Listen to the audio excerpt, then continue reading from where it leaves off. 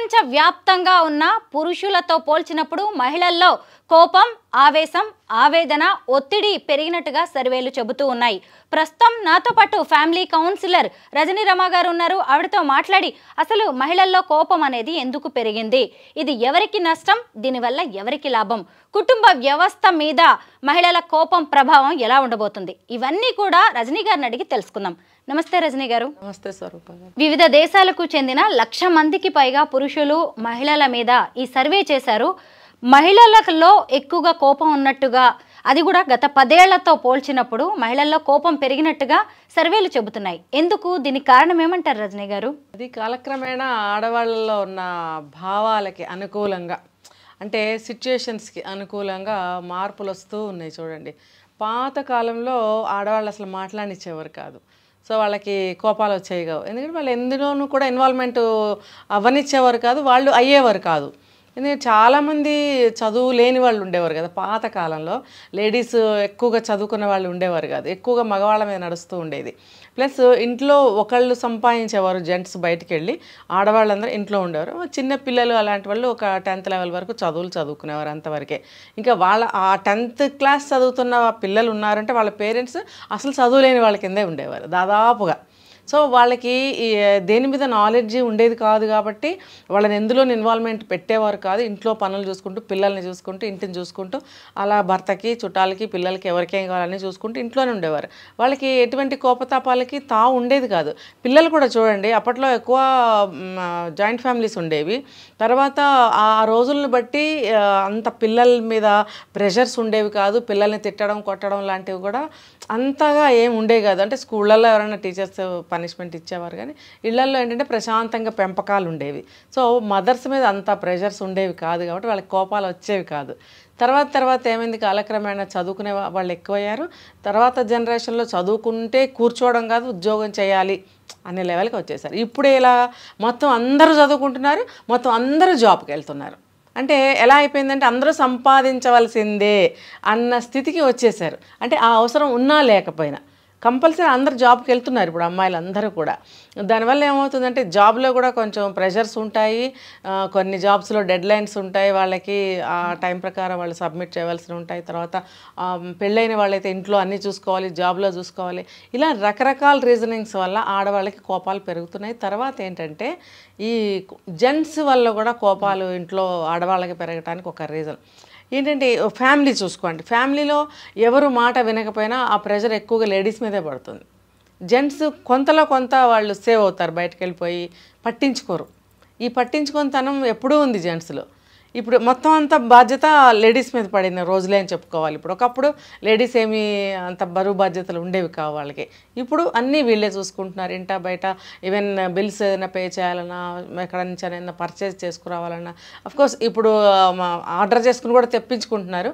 Order చేయడం కూడా ఒక ప్రెషరే అని చెప్తాను నేను. ఆర్డర్ చేయాలి కదా, మొబైల్ తీసుకోవాలి, ఆర్డర్ చేయాలి. ఇది కూడా ఒక చిన్నపాటి పనే, కాకపోతే బయటకు వెళ్ళడం అనేది తప్పుతుంది. కానీ మ్యాక్సిమం చూసుకుంటే బయట పనులు కూడా వీళ్ళు చేసుకుంటున్నారు. ఆఫీసులకు వెళ్తున్నారు ఒక్కళ్ళే. గతంలో ఒక్కళ్ళే బయటకు వెళ్ళాలంటే పంపేవారు కాదు. ఇప్పుడు ఆడవాళ్ళు ఒంటరిగా బయటకు వెళ్తున్నారు. అది కూడా ఈ లోపల కొంచెం వాళ్ళకి ఉంటుంది, ఒకళ్ళం వెళ్తున్నాం ఈ టైం, అప్పుడు ఆ టైం కొంత ఉంటుంది, ఆ టెన్షన్ కూడా ఉంటుంది. ఈ కోపానికి ఈ కారణాలన్నీ కూడా దోహదం చేస్తాయి. ఒక్క రీజన్ అని చెప్పలేం. ఇంట్లో హస్బెండ్ ఏదైనా మనకి అభిప్రాయ భేదాలు ఉన్నాయి, లేకపోతే ఇన్లాస్ ఉన్నారు, లేకపోతే ఆ రోజు ఏదైనా చుట్టాలు గ్యాదరింగ్ ఉంది, ఇవన్నీ కూడా బ్రెయిన్లో లేడీస్కి కదులుతూ ఉంటాయి. ఎలాగ మనం ముందు ప్రయారిటీ ఇచ్చుకొని ఏ పని ముందు ఏ పని వెనుక ఇవన్నీ చూసుకోవాల్సి ఉన్న క్రమంలో వాళ్ళకి ఏమవుతుందంటే కొంచెం ఫ్రస్ట్రేషన్ వస్తుంది. అయితే మీరు చెప్పినట్టు గత 10 ఏళ్లలో చెప్తున్నాను కదా, ఏ కాలానికి ఆ ప్రెషర్స్, ఏ కాలానికి ఆ చేంజెస్ వల్ల ఇది కూడా చేంజ్ అవుతూ వస్తుంది. ఈ కోపం అనేది పెరగడం అనేది కూడా ఎక్కువ వస్తుంది. ఎందుకంటే గతంలో వీళ్ళు ఏది కూడా మాట్లాడటానికి ఛాన్స్ ఇచ్చేవారు కాదు. ఇష్టం ఉన్నా లేకపోయినా, మనకి పలానా పనిలో మనకి స్కిల్ ఉంది, నేను చేయగలను, నాకు ఇది ఇష్టము, నాకు ఇది కావాలి, ఇలాంటివి అడగటానికి చెప్పడానికి కూడా రైట్స్ లేవు ఒకప్పుడు. వాళ్ళు ఎక్కడో ఒకళ్ళు వచ్చారులేండి, అది మరీ తీసేయడానికి లేదు, కాకపోతే మెజారిటీ చూసుకుంటే లేదు. అప్పుడు ఆడవాళ్ళందరూ కూడా లోపలే వాళ్ళ కోరికల్ని, భావాల్ని, ఇష్టాలని లోపలే ఉంచుకునేవారు, బయటకు చెప్పగలిగేవాళ్ళు కాదు, చాలా తక్కువ మంది చెప్పేవారు. ఇప్పుడేంటి, వాళ్ళది ఏదైనా సరే నాకు ఇది కావాలి అని చెప్పగలుగుతున్నారు, నాకు ఇది నో అని చెప్పగలుగుతున్నారు. ఎందుకు ఆ చెప్పడంలో వాళ్ళకి ఏమవుతుందంటే వాయిస్ చేంజ్ అవుతుంది, లోపల భావానికి అనుగుణంగా వాయిస్ చేంజ్ అవుతుంది. సో వాళ్ళకి ఆ గతంలో ఉన్న కొంచెం కోపాలు అవి కూడా మిక్స్ చేసి మాట్లాడుతున్నారు. ఇప్పుడు ఎలా నాకు ఇది వద్దు, నా ఇష్టం వచ్చినట్టు నేను చేస్తాను, నన్ను ఎవరు ఆపుతారో చూస్తాను అంటే వాళ్ళ లోపల ఉన్నటువంటి ఫ్రస్ట్రేషన్ని మిక్స్ చేసి వాళ్ళ అభిప్రాయాన్ని వ్యక్తం చేయగలుగుతున్నారు. అయితే వాళ్ళ అభిప్రాయాన్ని వ్యక్తం చేయటానికి కావాల్సినంత స్వేచ్ఛ వచ్చింది కాబట్టి కోపం చూపించాల్సిన అవసరం అయితే లేదు కదా. 2021 ఏదో సర్వే చేసామని చెప్తున్నారు కదా, ఆ సర్వేలో చూస్తే కోపతాపాలు బాగానే ఉన్నాయి.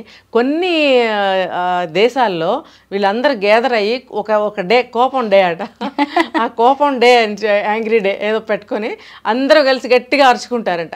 దాంట్లో ఇంతవరకే అరవాలి అనేది లేదు. ఎంతసేపు అయినా 20 to 30 minutes హై రేంజ్లో అరుచుకోవచ్చు. అంటే మనం చెప్పుకుంటాం లాఫింగ్ ఎక్సర్సైజ్ అని చెప్తాం కదా, అలాంటిది అనమాట ఇది కూడా. అంటే ఇది కూడా ఆరోగ్యానికి మంచిదే. అంటే నవ్వితే లోపల ఉన్న ఫ్రస్ట్రేషన్ అంతా బయటకు వెళ్తుందని చెప్తారు, కానీ ఇది కూడా ఒక ఇదే. గట్టిగా అరిస్తే కూడా లోపల ఉన్న ఫ్రస్ట్రేషన్ బయటకు వెళ్తుంది, బీపీలు గట్రా రావు అని చెప్పి కూడా చాలామంది అంటుంటారు. సో ఆ కోపం వచ్చినప్పుడు ఎవరు కూడా దీనికి ఒక మెథడ్ ఉంది ఏంటంటే, కోపం వచ్చినప్పుడు మనం దాన్ని అరిచి చేసి మనం చూపించాల్సిన అవసరం కూడా లేదు. మనం ఎట్లా అంటే దీన్ని దెబ్బలాడుకోవాల్సిన అవసరం లేదు. కాసేపు చూడండి, కొంతమంది గిన్నెలు విసిరేస్తుంటారు, ఎక్స్ప్రెషన్. ఆ గిన్నెలు విసిరేయటం ద్వారా కోపం సగం తేరిపోతుంది. ఎవరైతే ఏ వ్యక్తి మీద అయితే మనకు కోపం వస్తుందో ఆ వ్యక్తి మన మాట వినరు. మనం ఇక్కడ ఇంకోటి గమనించవచ్చు రజనీ గారు, మగవాళ్ళకి కోపం వచ్చింది అనుకోండి, చేతిలో ఏది ఉంటే అది విసిరి కొడతారు, ఆడవాళ్ళేమో గట్టిగా అరుస్తారు. వాళ్ళు ఎవరినైనా కొట్టే హక్కు వాళ్ళు తీసుకుని ఉంటారు, కలిగి ఉంటారు. అదే ఆడవాళ్ళు పిల్లల్ని ఒక దెబ్బేసిన భర్త అడ్డొచ్చేస్తుంటాడు ఒక్కొక్కళ్ళ ఇంట్లో. అంటే ఏంటంటే నీకు హక్కు లేదు అంటే కొడితే తనే కొట్టాలా? ఒకప్పుడు నాన్న కొడతాడు అనే భయం ఉండదు, అమ్మ కొడుతుందని భయం అసలు లేదు కదా. కానీ ఇప్పుడేంటి, అమ్మలు కూడా కొడుతున్నారు అనుకోండి అవసరాన్ని బట్టి, అది పక్కన పెడితే. ఒకప్పుడు నాన్నలే కొడతారు కాబట్టి ఆ రైట్ నాన్నదే. అందుకే నాన్నలకు భయపడేవారు చూడండి అప్పట్లో, అమ్మలకు భయపడేవారు కాదు. అమ్మలంటే చాలా అలుసుగా ఉండేది, ప్రతిదీ అమ్మ దగ్గర గారాలు పోవడం, అది కావాలి ఇది కావాలని అట్లా ఉండేది. కాబట్టి ఇప్పుడు ఈ జాబ్స్కి వెళ్ళడము, వాళ్ళ భావాల్ని బయటకు చెప్పాలి. మేము చెప్పకపోతే ఎట్లా, మాకు ఇది కావాలి అని గట్టిగా చెప్పగలుగుతున్నారు. అదే కోపాన్ని చూపిస్తూ కూడా చెప్తున్నారు వీళ్ళు. ఓవరాల్గా ఏంటంటే ఈ కోపాన్ని మనము అదుపు చేసుకోవాల్సిందే, కొంత అవసరాన్ని బట్టి మనం ఎక్స్ప్రెస్ చేయాలి. ఇంకొకటి రజనీ గారు, ఆడవాళ్ళల్లో కోపం పెరగడానికి ఇంకొన్ని కారణాలను కూడా మనం చెప్పుకోవచ్చు. ముఖ్యంగా ఆరోగ్యపరమైన కారణాలు, hormonal imbalance, PCOD issues, PMS, pre menstrual disease లాంటివి కూడా మనకు కనిపిస్తున్నాయి. సిండ్రోమ్ అంటారు దాన్ని, ప్రీ మెన్స్ట్రువల్ సిండ్రోమ్. ఇలాంటివి కూడా మహిళల్లో కోపం పెరగడానికి కారణాలు అవ్వచ్చు. ఎందుకంటే జాబ్స్ చేయడం, ఫ్యామిలీని ఇవన్నీ బ్యాలెన్స్ చేయడం, వీటి వల్ల కూడా ఆడవాళ్ళల్లో ప్రెషర్ పెరిగిపోయి కోపం అనేది పెరిగిపోతున్నట్టుగా కనిపిస్తుంది. రీజన్స్ చాలా ఉన్నాయి స్వరూప గారు, ఒక్కటి కాదు. మనకి టైం ఉండాలి కానీ చాలా చెప్పుకోవచ్చు. ఇప్పుడు మీరు అన్నట్టు హెల్త్ బాగోకపోతే ఆ ఇంపాక్ట్ చాలా పడుతుందండి బ్రెయిన్ మీద. అది లోపల ఆ సిక్నెస్ని భరిస్తూ ఇంటి వ్యవహారాలన్నీ చూసుకునేటప్పుడు అది అదుపు అవ్వదు. ఒక్కొక్కసారి పిల్లలు కూడా ఒక కారణం, ఎందుకంటే పొద్దున్న లేచినప్పటి నుంచి గ్యాడ్జెట్స్, సెల్ ఫోన్స్, ట్యాబ్స్ పట్టుకొని ఉంటారు. ఒకప్పుడు పిల్లలకి టైంకి పెట్టాలి, మా అల్లరి చేస్తున్నారు, తిండి సరిగ్గా తినట్లేదు అనే విషయాలే ఉండేవి. కానీ ఇప్పుడు వాళ్ళు ఎటుపోతున్నారో, ఏం అలవాట్లు చేసుకుంటున్నారో, ఏం చూస్తున్నారో, ఇప్పుడు ఈ ఎలక్ట్రానిక్ గాడ్జెట్స్ ఉన్నాయి, ఇవన్నీ ఏమేమి యూజ్ చేస్తున్నారో, అసలు ఏం చూస్తున్నారో, ఈ టెన్షన్ కూడా మదర్కి పెరిగిపోయింది. ఇప్పుడు ఆ రోజులకి ఈ రోజులకి చూస్తే మగవాళ్ళ హస్బెండ్స్ ఎక్కువగా ఇంటిని పట్టించుకోవట్లేదు చూడండి, ఎక్కువగా పట్టించుకునేది స్త్రీలే. కాబట్టి వీళ్ళకే ఎక్కువ కోపతాపాలు వచ్చే ఛాన్సెస్ ఉన్నాయి. ఇంకొకటి ఏంటంటే, ఇంట్లో ఇల్లాస్ ఉన్నారనుకోండి, ఆ వేధింపులు ఇంకా ఉంటాయి. ఇప్పుడు వాళ్ళ వేధింపులు భరిస్తూ, వాళ్ళకి సర్వీసెస్ చేస్తూ, ఇక్కడ పిల్లల్ని చూసుకుంటూ, ఇక్కడ హస్బెండ్ని చూసుకుంటూ, తన జాబ్ హోల్డర్ అయితే బయటకు వెళ్ళి ఆఫీస్లో ఆ ప్రెషర్స్ ఉంటాయి, అక్కడ అవి ఫేస్ చేయాలి. ఇంకా నేబర్స్ నుంచి కానీ సొసైటీలో అనేకం ఉంటాయి. అంటే ఇవన్నీ అన్నీ ఒకటేసారి ఉంటాయంటే కొన్ని ఉండొచ్చు, అందరికీ అన్నీ ఉంటాయని మనం చెప్పలేం. ఇప్పుడు 10 ఉన్నాయనుకోండి, కొంతమందికి 5, 6 ఉండొచ్చు, ఒకళ్ళకి 4 ఉండొచ్చు, ఒకళ్ళకి 7 ఉండొచ్చు. ఇన్ని ప్రెషర్స్ ఉంటాయి. కానీ అన్ని ప్రెషర్స్ తోటి వాళ్ళకి ఫ్రస్ట్రేషన్ వచ్చేసి కోపానికి దారితీస్తుంది. రజనీ గారు, ఇప్పుడు ప్రపంచ వ్యాప్తంగా మహిళల్లో కోపం పెరిగిపోతున్న ఒక 5-6 దేశాల లిస్టులో భారత్ కూడా ఉందండి. మామూలుగా మన భారతీయ మహిళలు అంటే ఓర్పు, సహనం, ఓపిక వీటన్నిటికీ కేర్ ఆఫ్ అడ్రస్ గా చెప్తారు.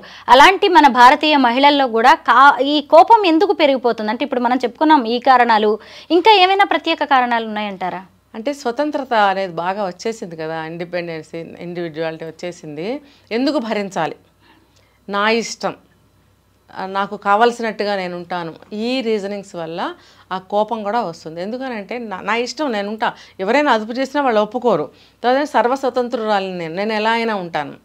ఈ రీజనింగ్స్ వల్ల వాళ్ళు ఏది కూడా భరించే ఇది వాళ్ళల్లో ఉండటం లేదు, ఒక ఓర్పు ఉండట్లేదు. అసలు నేను ఫేస్ చేయాలి, అసలు నేనెందుకు సహనం చూపించాలి, అసలు నాకేంటి అవసరం సహనం చూపించాల్సింది, నేను సంపాదిస్తున్నాను, నాకు నచ్చట్లేదు, కట్నం తెచ్చాను కదా, ఇన్ని కారణాలు. పెళ్లి కాని వాళ్ళ గురించి చెప్పుకోవాలనుకుంటే అసలు నేనెందుకు భరించాలి, నాకేంటి అవసరం. ఇప్పుడు రోడ్డు మీద వెళ్తుంటాం, కొంచెం చేయి తగిలినా సరే ఎంత కోపంగా చూస్తారు. అంటే ఏంటంటే ఎవరి ఇది మనకు వద్దు, టచ్ అయితే కూడా సహించలేని తనం వచ్చేసింది, ఓర్పు అనేది లేకుండా పోయింది. ఎందుకంటే ఇండివిజువాలిటీ, నేను, నాది, నాకు ఇదే నచ్చింది, నేను ఇలాగే ఉంటాను, నాకేది అడ్డు రాకూడదు, టైం వేస్ట్ అవ్వకూడదు, తర్వాత ఒకళ్ళ మాట వినకూడదు, నాకు అన్నీ తెలుసు. ఎన్ని రీజనింగ్స్ అన్నమాట.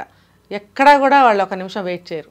ఈ కోపం అనేదాన్ని మనం పాజిటివ్గా చూడాలంటారా, నెగిటివ్ అంటారా? అసలు కుటుంబ వ్యవస్థ మీద ఆడవాళ్ళ కోపం ప్రభావం ఎలా ఉంటుంది? అవసరాన్ని బట్టి కొంచెం కోపం చూపించాలండి. ఇప్పుడు బ్యాలెన్స్ చేయాలి అంటే ఎప్పుడు ప్రేమే సరిపోదు కదా, కొంచెం కొన్ని సందర్భాల్లో కొంచెం పిల్లలతో కొంచెం సీరియస్గా చెప్పాల్సి వస్తుంది, తప్పదు అది. అలాగే మనం ప్రతి చోట నవ్వుతూ మంచితనంగా ఉన్నామంటే అందరూ అలసి కూడా చేస్తారు. ఇప్పుడు ఒక వ్యక్తిని తీసుకుందాము, తను అన్ని విషయాల్లో పాజిటివ్గా ఉంటుంది, అందరితో నవ్వుతూ ఉంటుంది. అంటే తెలివి లేక కాదు, అదేంటో తెలియక కాదు, వాళ్ళేంటో తెలియక కాదు, కానీ ఒకవేళ వెళ్తున్న ఒక వ్యక్తి అలా ఉన్నప్పుడు అందరూ కలిసి వాళ్ళని చులకన చేస్తారు. తనకేమీ చేత కాదనో, మాట్లాడటం చేత కాదనో, లేకపోతే మాటలు పడుతుంది అనో, ఏదో ఒక పేరు అనుకునేసి వాళ్ళు చులకన చేస్తారు. కాబట్టి ఈ సీరియస్నెస్ అనేది, కోపం అనేది తప్పకుండా ఉండాలి, కానీ అది ఎక్కడ బయటకు తీయాలో అక్కడ తీయాలి. ఎవరి మీద ఎప్పుడు చూపించాలో అంత చూపించాలి, ఎంత చూపించాలో అంత చూపించాల్సిందే. లేకపోతే ఏ మనిషి కూడా బ్రతకలేడు ఇటువంటి ప్రస్తుతం ఉన్న సమాజ పరిస్థితుల్లో.